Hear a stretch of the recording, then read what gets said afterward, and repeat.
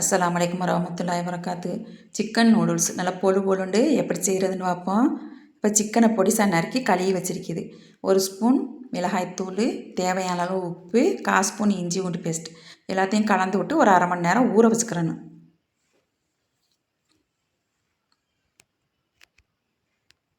இப்போ இதுக்கு காயெல்லாம் நறுக்கி வச்சிருக்குது.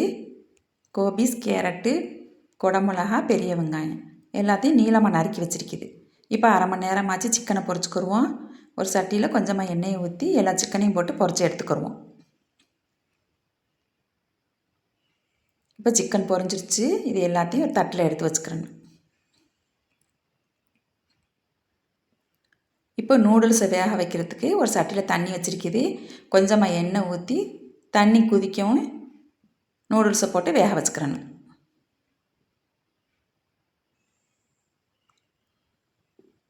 இப்போ வெந்துருச்சு. தண்ணி எல்லாத்தையும் இருத்துக்கிறோம்.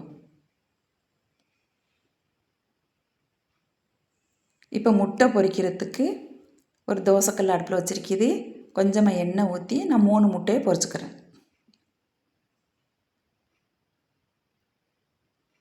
மஞ்சக்கறி எல்லாத்தையும் கலந்து விட்டுக்கிறேன்னு.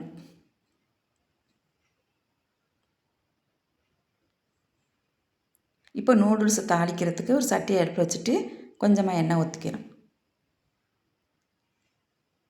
இப்போ முட்டை ஒரு பக்கம் வெந்துருச்சு. நல்லா எல்லாத்தையும் கிண்டி விட்டு அடுப்பை ஆஃப் பண்ணிடுறேன். இப்போ எண்ணெய் சூடாயிருச்சு. 1/2 ஸ்பூன் இஞ்சி பூண்டு பேஸ்ட்டை போட்டு கிண்டிக்கிறேன். இப்போ வெங்காயத்தையும் போட்டு கிண்டிட்டு நம்ம நறுக்கி வச்சுருக்க காயெல்லாம் போட்டு தேவையான அளவு உப்பு போட்டு எல்லாத்தையும் நல்லா கிண்டிக்கிறேன்.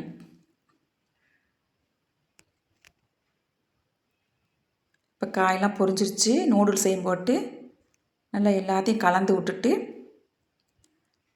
சோயா சாஸில் ஒரு கரண்டி, பெரிய கரண்டியில் ஒரு கரண்டி ஊற்றிக்கிறேன்னு, தக்காளி சாஸ் ஒரு கரண்டி, இது எல்லாத்தையும் நல்லா கலந்து விட்டுட்டு நம்ம பொரிச்சு வச்சிருக்கிற முட்டை சிக்கனையும் போட்டு எல்லாத்தையும் நல்லா கலந்து விட்டுக்கிறேன்னு.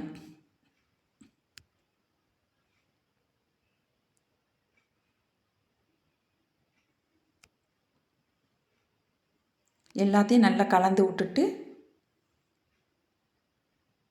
வினிகரில் பெரிய கரண்டியில் ஒரு கரண்டி ஊற்றிக்கிறேன்னு.